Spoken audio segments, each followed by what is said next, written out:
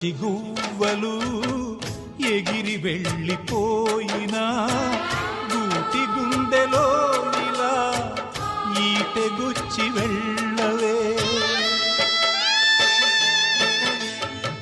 ముళ్ళ చెట్టు కొమ్మలైనా ఎంత పైకి వెళ్ళినా తల్లి వేరుపై ఇలా కత్తి దూసి ఉండవే.